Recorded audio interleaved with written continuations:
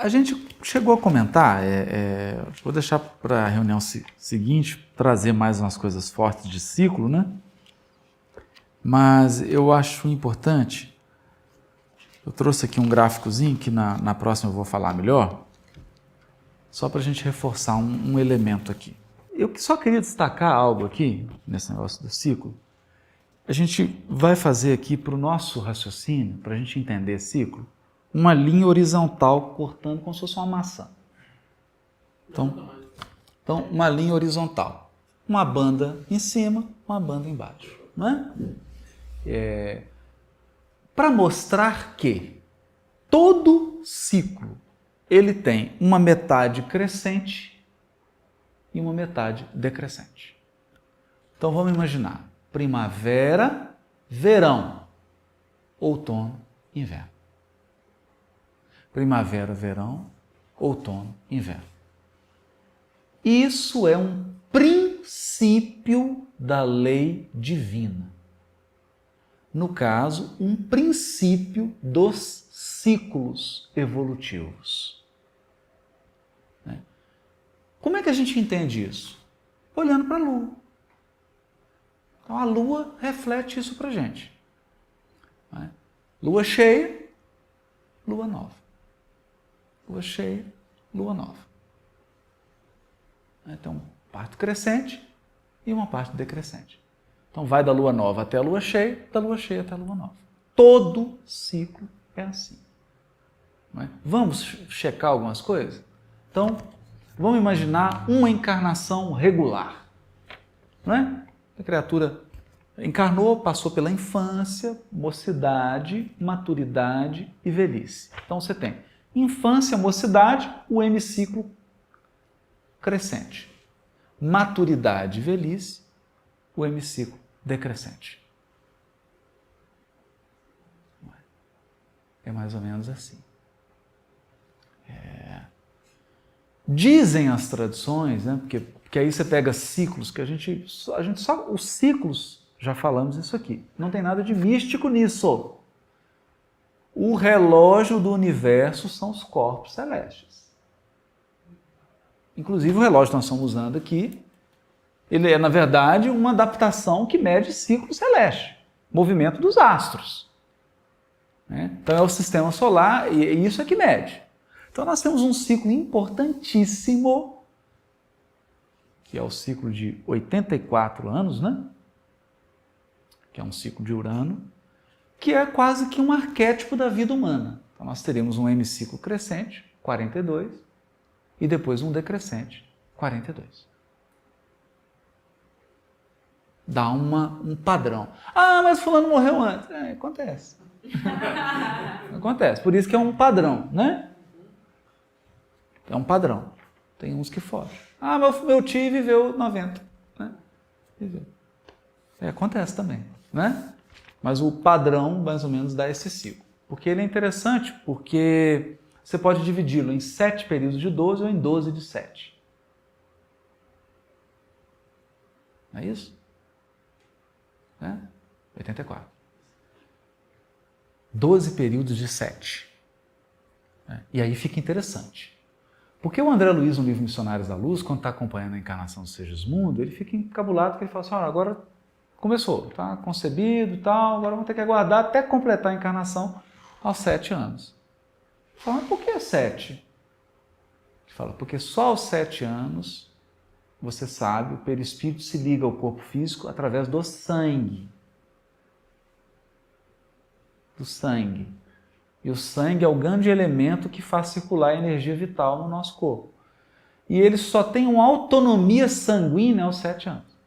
Ele está totalmente desvinculado da mãe. Ele criou todo um elemento, aí agora ele está autonomia, completou. É o primeiro ciclo de 7, tem mais 11. Até dar 12. Então é uma forma também da gente entender isso. Você pega o ciclo da Lua, são 4 de 7. Mais ou menos 28, Mais ou menos, Mais ou menos, só para a gente ter uma ideia. 7, 7, 7, 7. E todo o calendário judaico vai trabalhar com isso. Então a Páscoa é no 14º dia do primeiro mês. não é? A próxima festa, que é a festa de Pentecostes, são 40, aí você pega 7 semanas depois da Páscoa. 7 sábados. Ou 49 dias, por isso dá 50, né, que você comemora, dá os 50 Pentecostes, em grego, a festa dos 50 dias. Então a gente vai ver que tudo isso está presente, natural, isso é um fenômeno natural, é da natureza. Né? E os antigos costumavam olhar para o céu e fazer um detalhamento dos astros, né? Visíveis a olho nu, né? Identificáveis a olho nu, como 7 planetas. Né? Era o Sol, a Lua, Mercúrio, Vênus, Marte, Júpiter, Saturno. E o 7º, Saturno, qual que é o ciclo dele? 7. É interessante, porque ele é um ciclo de 28 anos. Se o da Lua é de 28 dias, Saturno é de 28 anos. É incrível, né? É uma simetria. Parece um reloginho mesmo. E claro que isso aqui são cálculos aproximados, porque todo ciclo eu estou medindo por outro. Então, se eu falo assim, tal ciclo dura tantos anos, na verdade eu estou medindo o ciclo de Saturno pelo ciclo da Terra, em torno do Sol. Então, não vai dar exato nunca. Você tem que medir o ciclo mesmo. Então, eu teria que subir em Saturno e ficar olhando ele dar uma volta em torno do Sol. Aí eu ia ver o ciclo completo, que é o que fazem os espíritos crísticos do Sol. Não é? Eles olham todo o ciclo, aí o ciclo completo, ele não fica medindo quantos dias, quantos anos. Isso aí é pra gente que está aqui na Terra. Não é? Até porque tem uma coisa curiosa, por exemplo, quando você viaja para o Japão, dependendo do fuso horário, o tempo que você passou no avião não conta. Porque dependendo do percurso que você faz, do dia, o fuso horário tem uma diferença, né? Então, quando você está voltando, por exemplo, de lá. Como lá está na frente, você vai chegar aqui quase no horário que você saiu de lá. Aí você fala, mas onde que eu passei às 2 horas da tarde do dia tal? Aí pode dar a impressão, eu não passei em lugar nenhum, né? Que eu saí no dia 28, às 12 horas. Estou chegando aqui no dia 28 às 12 horas. Onde que eu estava? Você estava no sistema solar. Você saiu da Terra. Você viveu o tempo fora da condicionante dia. Porque a condicionante dia é o giro da Terra em torno do próprio eixo. Se você está fora da Terra, não tem dia, nem noite. Então você acaba de ter uma experiência de experimentar o tempo fora da Terra. Então não vamos ficar aqui medindo. Ah, não, mas na verdade não são 28 anos. São 27 anos, não sei quantos meses, tantas horas, minutos e segundos. Isso aí é o típico sujeito que está na Terra medindo um ciclo. Então sai da Terra. Isso aqui é tudo aproximado, só para a gente ter uma ideia, por isso que é simbólico. Não é? São ciclos. Mas é interessante, o 7º planeta, ciclo de 7 anos, que é o mesmo da Lua, e ele vai seguir o mesmo padrão. O que tem de interessante nisso aqui? Nós vamos ver vários ciclos, várias equações, mas nós vamos ver um ciclo que eu não sei o que é. E aqui eu estou tentando perdoar, mas ainda não consegui. A pessoa que entrevistou o Chico. O Chico respondeu e a pessoa não perguntou. O Chico fala na revista da Legião da Boa Vontade, então na próxima nós vamos... Hã? Não foi. Foi alguém da revista mesmo. Né? Eu estou quase conseguindo perdoar essa pessoa. Né? Porque o Chico começa a falar para ela de um ciclo. Primeiro ela vem com uma ideia toda mística de precessão dos equinócios, aquelas ideias de alguns espíritos que falavam de um planeta mochileiro que ia entrar na Terra para pegar os... Uma coisa toda fantasiosa. Aí o Chico foge disso e fala assim, diz-nos Emmanuel, e começa a falar de um ciclo de 520 mil anos. A cada 520 mil anos, esse ciclo se repete. Acredite se quiser. E o que ele fala? Ele fala assim, que tem um período, que esse ciclo é um ciclo da matéria planetária, e que ele tem um período de repouso e um período de florescimento. Um período de repouso de 260 mil anos e um período de florescimento. O que ele está dizendo? Primavera, verão, outono e inverno. Porque é o princípio de todos os ciclos. Não é? E nós vamos pegar o último, nós estamos dentro desse ciclo, né? Nós estamos na parte crescente dele, desse grande ciclo. E ele tem a ver com as civilizações planetárias. Então, grandes períodos de desenvolvimento de civilizações que, segundo o Chico, duram 28 mil anos. São como se fossem séries escolares.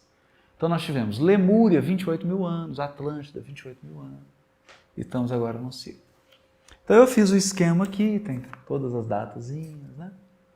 O lado, tudo certinho, desse ciclo, mas para mostrar que é o quê? É o mesmo princípio. Só consegui decifrar isso aqui por quê? Porque eu apliquei a informação que o Chico trouxe, os princípios da lei divina dos ciclos. Todo ciclo tem uma fase crescente e uma fase minguante. Se tem uma fase crescente e uma fase minguante, o que você pode fazer? Divide em 4. Eu tenho aqui uma parte, uma lua cheia, uma lua nova. Você faz quase que as fases da lua. Foi o que eu fiz aqui. Com essas fases, você consegue delimitar todos os períodos.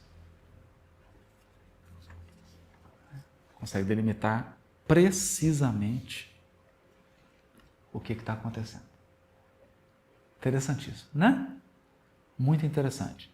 Então, esse ciclo entrou na primavera, ele saiu do inverno, entrou na primavera no ano 201 mil antes de Cristo. E ele vai chegar ao seu fim no ano 59 mil depois de Cristo. Esse é o hemiciclo crescente. Que ciclo é esse? Não sei. Ele se refere a um movimento? Seguramente. Movimento de quê? Eu imagino a pessoa... Eu estou tentando perdoar. Não é? Porque evidentemente que na hora que o Chico tivesse dito isso, a primeira coisa que eu ia perguntar, foi assim, Chico, gostaríamos de perguntar ao benfeitor Emmanuel, como sabemos que todo ciclo é decorrente de um movimento de um corpo celeste? Esse ciclo de 520 mil anos decorre de qual movimento? Aí ele ia falar, esse ciclo decorre do movimento do sistema solar em torno do... que eu imagino que seja isso. Algum movimento do sistema solar com outros sistemas solares em torno de alguma constelação. Né? Deve ser isso. Deve ser. Quem sabe? Só quem está lá em cima vendo. Porque é evidentemente que um encarnado, espíritos como nós que estão encarnando, não têm acesso a esse tipo de ciclo. Que é exatamente o que o Aragô fala no livro A Gênese. Ele fala assim, existem ciclos que são tão longos que vocês não sabem nem que ele existe.